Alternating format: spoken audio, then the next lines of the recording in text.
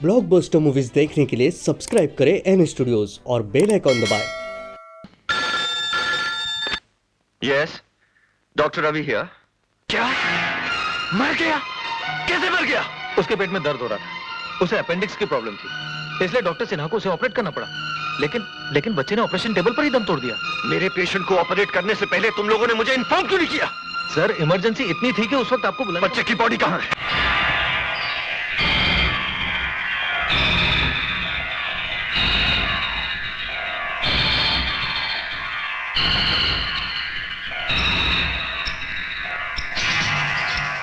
Heart is missing. Oh my God. ताज्जुब हो रहा है ना? इस बच्चे के सीने से दिल कहां गायब हो गया? एक गरीब मजदूर के बच्चे का दिल अब एक करोड़पति बाप के इकलौते बेटे के सीने में धड़क रहा है। और जानते हो हमें इस कारनामे की क्या कीमत मिली है? 3 लाख रुपए। ये दौलत तुम्हारा भी मुकद्दर बन सकती है डॉक्टर, अगर तुम हमसे हाथ मिला लो। घबराओ नहीं डॉक्टर, किसी को हम पर शक नहीं होगा, क्योंकि हम ये हथकंडे उन्हीं पर आजमाते हैं जिन्हें मरने के बाद कफन के पैसे भी हम ही को देने पड़ते हैं। You bastard! Kidney, liver, brain, lungs, heart वगैरह, ये सब इंसान। छोड़ दो! मैं कहता हूं छोड़ दो मुझे। गौर से देखिए राय साहब, ये वो कमीना सफेद पोश कसाई है जो पेशे की आड़ में लाशों का कारोबार कर रहा है। आपके अस्पताल को इसने मौत का अड्डा बना रखा है। ये कमीना इस अस्पताल में क्या क्या कर रहा है ये नहीं डॉक्टर जानते। रवि, जो कुछ तुम डॉक्टर सिन्हा के बारे में कहना चाहते हो वो मैं बहुत पहले से जानता हूं, और मैं ये भी जानता हूं कि ये सिर्फ एक मोहरा है। इस सिस्टम का रिमोट कंट्रोल किसी और के हाथ में है। अगर आप सब जानते हैं तो खामोश क्यों है? कौन है वो? दिल कमजोर तो नहीं है ना तुम्हारा? कहीं ये सुनकर हार्ट फेल ना हो जाए कि वो रिमोट कंट्रोल मेरे हाथ में। इस अस्पताल में काम करने वाले सारे डॉक्टर मेरे इशारों पर चलते हैं। यहाँ आने वाले हर मरीज की जिंदगी और मौत का फैसला मैं करता हूँ। इस छोटी सी कायनात का खुदा हूं मैं, खुदा। तो वो दान पुण्य, वो गरीबों से हमदर्दी, वो सब दिखावा है, नाटक है। और नहीं तो क्या? तुम क्या समझते हो मैंने ये अस्पताल भिखारियों और लावारिसों के लिए खोल रखे हैं? जिस तरह कसाई के लिए एक पका उसकी रोटी रोजी कमाने का साधन है, इसी तरह इंसानी जिस्म मेरे लिए दौलत कमाने का साधन है।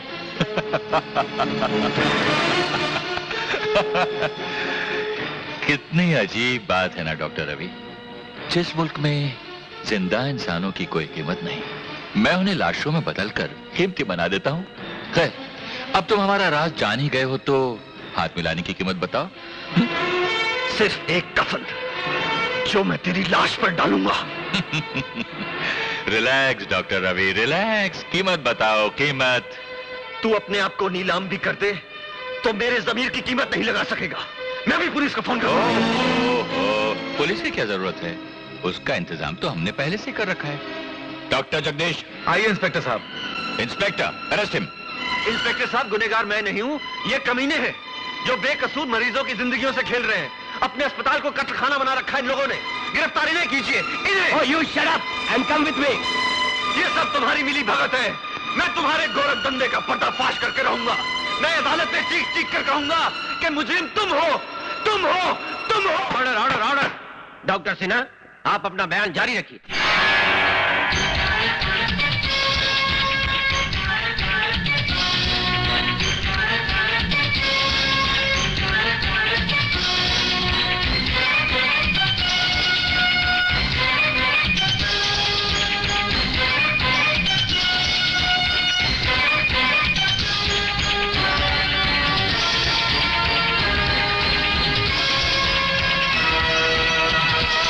मेरे खिलाफ एक मुकम्मल साजिश है योर ऑनर।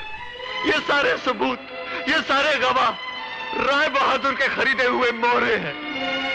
मैं सच कहता हूं जज साहब, मैं निर्दोष हूं। मैंने कोई पाप, मैंने कोई गुनाह नहीं किया जज साहब। मैंने कोई पाप, मैंने कोई गुनाह नहीं किया जज साहब। तमाम गवाहों और सबूतों की रोशनी में ये अदालत इस नतीजे पर पहुंची है कि डॉक्टर रवि ने रुपयों की खातिर एक मासूम बच्चे की जान ली और अपने पेशे को बदनाम किया। लिहाजा ये अदालत डॉक्टर रवि को डॉक्टरी के पेशे से खारिज करते हुए उम्र कैद बामुशक्कत की सजा सुनाती है।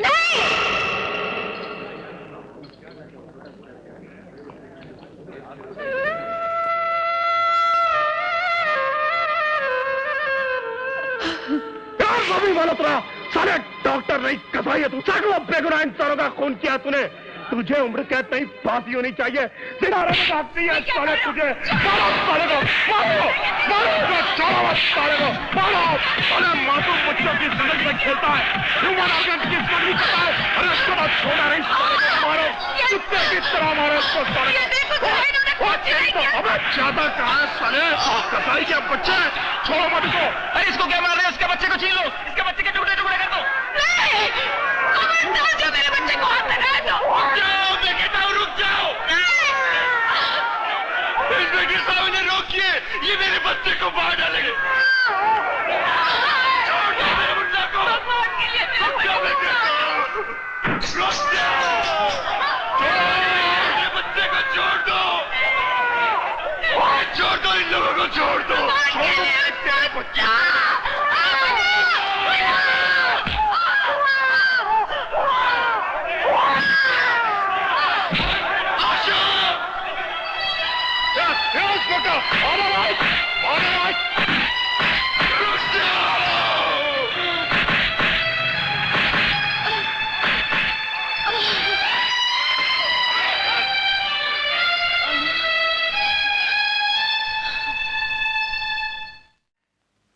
आशा,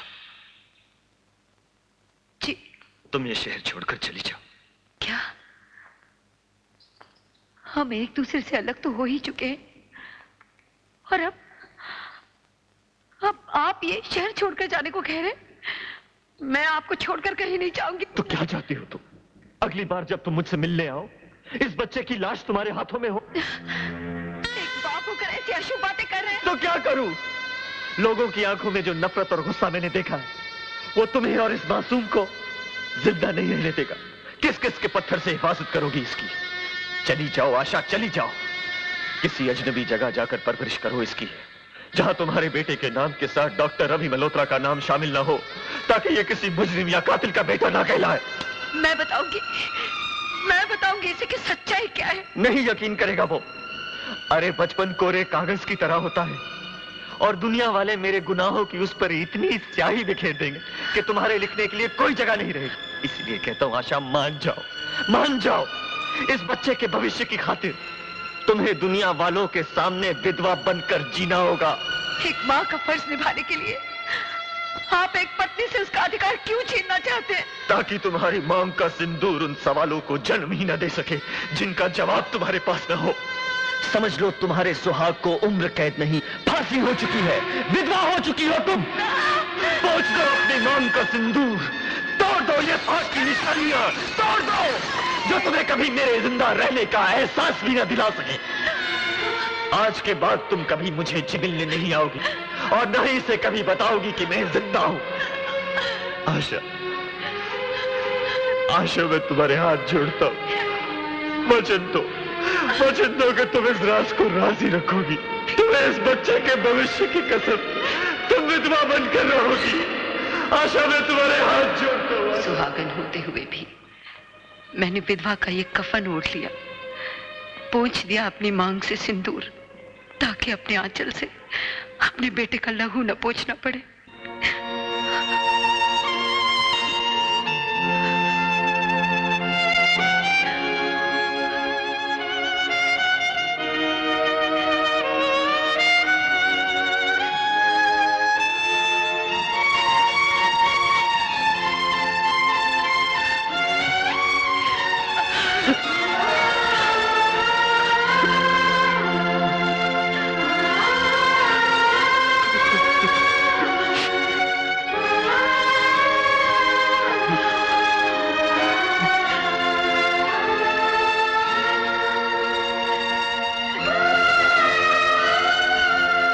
बदकिस्मती की सलाखें थी वो, जिसके एक तरफ तू घुट घुट के जीती रही और दूसरी तरफ मेरा बेगुनाह बाप तड़पता रहा। लेकिन अब ये जुल्म और नहीं होगा। अपने बाप को बेगुनाह साबित करके उन हरामजादों को उनके अंजाम तक पहुंचाऊंगा मैं। नहीं बेटे, तू उनकी ताकत को नहीं जानता। बहुत खतरनाक है वो लोग। तू इसलिए डर रही है ना कि तेरा एक ही सहारा है, लेकिन इस सहारे को बैसाखी की तरह नहीं, तलवार की तरह इस्तेमाल कर मां, तलवार की तरह। मुझे आशीर्वाद दे मां।